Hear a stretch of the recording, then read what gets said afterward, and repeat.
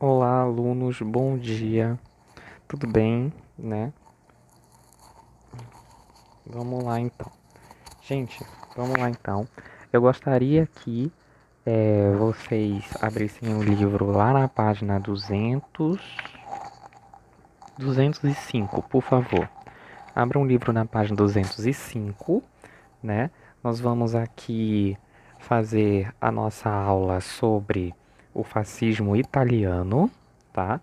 E como vocês devem ter percebido, o fascismo italiano é um dos modos do totalitarismo, né? Na aula passada, nós percebemos sobre as formas do totalitarismo, ou seja, como ele é impactante, né? No sentido da sociedade, da cultura, e nós percebemos que o totalitarismo ele é uma espécie de governar que une o terror e a prosperidade, o bem da nação, né?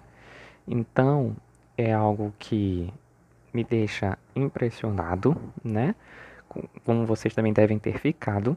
E agora nós vamos realmente para um momento bem, um exemplo bem claro disso, né? Que foi o fascismo italiano, tá? Então peguem um livro aí.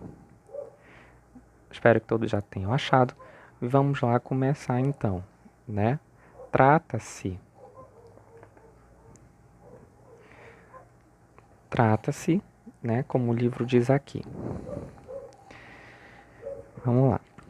Ao final da Primeira Guerra Mundial, a Itália estava entre os vencedores, mas descontente. Lembram que na Primeira Guerra Mundial, a Itália ela realmente ficou do lado dos vencedores? Ela estava do lado da Tríplice Aliança, né, que era liderada pela Alemanha, mas acabou, né, que acabou que sendo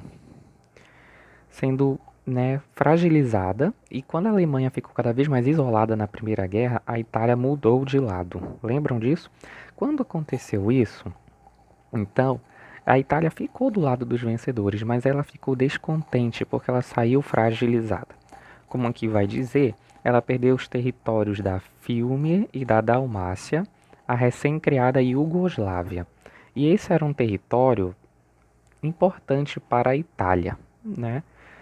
A Iugoslávia, ela faz parte de um desses países que acabou se tornando independente depois que houve aí o fim da guerra, depois que houve aí a dominação, aliás, o fim da dominação alemã, né, na Primeira Guerra.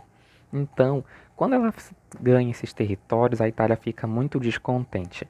Mas não só isso, como vai dizer aqui o livro, há milhares de mortos e na agricultura campos inteiros devastados, ocasionando colapso no abastecimento e falência das indústrias, o que provocou inflação e desemprego. Enquanto isso, o governo perdia-se nas disputas partidárias, agravando ainda mais o quadro da insatisfação popular. Então vá lá no seu caderninho, coloque o tema de hoje, e que é fascismo italiano, e escreva assim: ao fim da Primeira Guerra, a Itália estava descontente devido à perca dos territórios de Fiume e Dalmácia para a Iugoslávia. Segundo ponto, a Itália estava sofrendo uma grave crise econômica devido à crise da agricultura e da morte de várias pessoas e à falência das indústrias. Pronto. Coloca essas duas coisas. Por quê? Porque vão ser justamente essas duas coisas que vão fazer com que a Itália então entre numa situação complicada e dali, no entanto, surja, apareça o líder, o partido, né? Tudo que faça com que a Itália saia dessa situação. Se apresente como a Itália vai ser próspera, ela deve ser um país, né, que deve aí fazer sua revanche, ela deve se impor, né, e esse regime totalitarista que vem à tona aí apareça, né, e realmente seja praticado pelo bem da nação.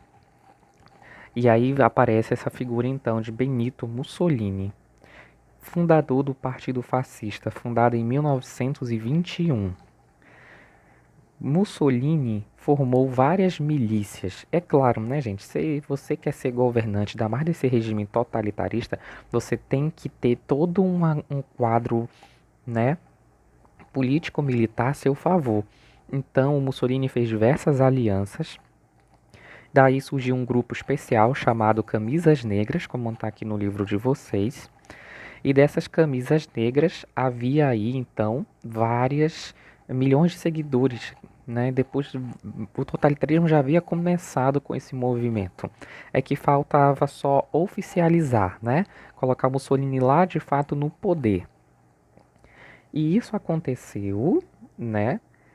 A partir da Marcha sobre a Roma, no ano de 1922. Se vocês verem aí a foto, como está no livro de vocês, está aí, né, o Benito Mussolini marchando com os seus seguidores, né? Quando acontece isso, ele já aparece então como esse promissor, esse ditador, né, que vai mudar o destino do país. E aí, virando a página seguinte, você vai encontrar mais detalhes dessa história, tá bom? Tá aqui. Na época, a Itália estava terminando, né, a sua monarquia, né? Então, o rei Emanuel III convidou o Benito Mussolini para formar um novo governo. Então, acaba aí a monarquia, começa a república e a Itália se torna aí, né, de fato um estado absoluto, como a gente estava já estudando. E aí, quando acontece isso, né, o Mussolini elimina todas as suas oposições, né? Ele persegue, exclui todos os partidos políticos, ameaça a vida de todos que se colocam contra ele, e foi o que aconteceu com o deputado socialista Giacomo Matteotti. Giacomo Matteotti, né? Ele denunciou as irregularidades nas eleições de 1924 e exigiu a sua anulação, porque foi por meio dessa eleição que o Mussolini havia sido eleito, tá? Quando isso aconteceu, então, o Mussolini vai lá e pede para ele ser morto, né? Pede para matarem o Matteotti. E foi o que aconteceu, né? Então, para você entender como o totalitarismo funciona, ninguém pode falar um A, todo mundo só tem que baixar a cabeça, né? Em 1925 a 1926, o Estado promulgou uma série de leis de exceção, fortalecendo o poder de Mussolini, né? E consolidou assim o totalitarismo. E a coisa ficou tão tensa, gente, a coisa ficou tão forte, tão séria, que a igreja que fica, né, lá em Roma, na sede, né, como sede, a igreja que já tinha uma força muito grande, mas ela não tinha tanta força assim para acabar com um governo desse, nem fazer de maneira tão evidente uma resistência. O que o Mussolini vai então fazer? Ele vai pressionar a igreja, ele vai chegar lá com o Papa Pio IX e basicamente, né, eu posso imaginar, ele vai perguntar assim, mais ou menos, vocês estão do meu lado ou não? Né? Vocês me reconhecem ou não? Porque assim, se vocês me reconhecerem, eu reconheço a igreja. A igreja vai continuar existindo, a igreja vai continuar bem. Eu vou fingir, né, que vocês, né, que vocês não vão fazer nada contra mim. Então, quando aconteceu essa pressão terrível, o Papa não viu outra melhor opção do que reconhecer o governo de Mussolini. E aí foi o que ele fez, assinando em 1929 o Tratado de Latrão. Então coloca aí embaixo no seu caderno, né? Nós falamos primeiro dos primeiros motivos que levou Mussolini a poder. Aí coloque lá agora na sua segunda, né? Que Mussolini excluiu todos os seus opositores e pressionou a igreja através do Tratado de Latrão, que o Papa Pio IX assinou em 1929, para reconhecer a igreja e a igreja reconhecer o seu governo. Pronto, né? Coloque assim dessa forma. Se quiser dar uma pausa no vídeo aí para escrever. Aí depois dá o play e continua, tá bom? E aí foi o que aconteceu. Com o Papa Pio IX também dessa forma, proclamara-se prisioneiro do governo italiano. Então, gente, a coisa era séria. Né? Tem gente, às vezes a gente se pergunta, por que isso, por que daquilo, ou por que, que a igreja não foi uma resistência, por que, que ela não foi para frente? Gente, você estava colocando milhões de vidas de pessoas em risco, né? Talvez, porque se o Papa fosse naquela hora, evidentemente, na verdade ele era contra, sim, o governo do Mussolini, mas se ele declarasse, né, publicamente, lá em 29, que ele seria né, contra o governo, todos os cristãos da Itália estariam mortos. Então o Papa, ele não queria isso, né? Por isso que a melhor alternativa foi assinar esse documento, né? Eu falo isso porque né, nas biografias com que eu acabei vendo, muita gente acabou acreditando antes que o Papa tinha uma culpa terrível, né, por ter apoiado o Mussolini. Mas na verdade, ele estava tentando achar uma solução, né, e uma alternativa para esse caos aí, para sobreviver, né, melhor dizendo, desse caos. Então, gente, não é algo simples. Tem gente que acha que é simples, é fácil, né? É fácil ser um papa, é fácil tomar decisões muito sérias, é fácil. Não é fácil, gente. Tá bom? Ser político não é fácil, né? Então, eu quero que vocês continuem aí vendo a gravidade da situação.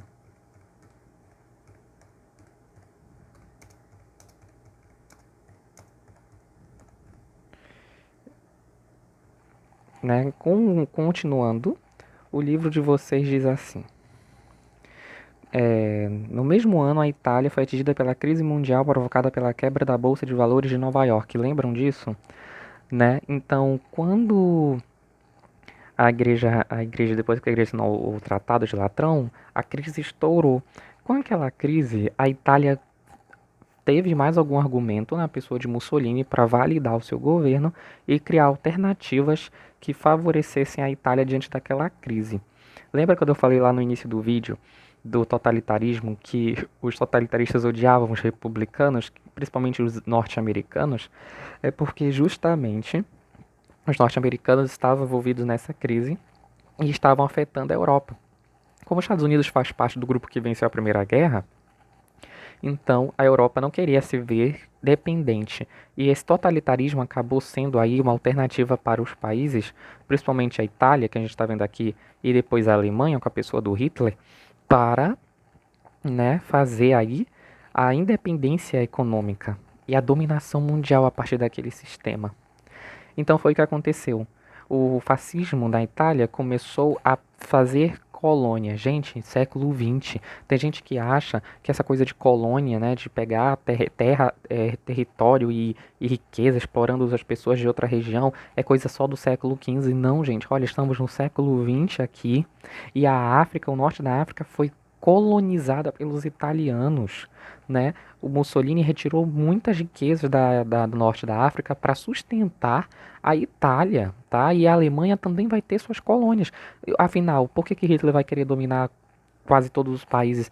Porque é dali que ele vai tirar toda a riqueza para a Alemanha, tá bom? O que eles fazem no começo é aproveitar toda a verba que já tem e os meios políticos para levar esses países ao estouro de um totalitarismo, de uma guerra, de não mexam comigo, então vocês vão ver o que eu vou fazer. Tá entendendo? E aí, como vocês veem aqui, gente, olha como uma coisa era tão comum e forte. Uma foto da Copa do Mundo de 1934. Ali está a seleção italiana. a Itália na Copa. E olha só o que o pessoal, o time da Itália na Copa está fazendo. A saudação fascista, aquele hábito de levantar a mão, fazer um sinal, né, em veneração à pessoa de Mussolini, no caso, né? Todo mundo fazia isso, gente. Era uma coisa, para você entender, né?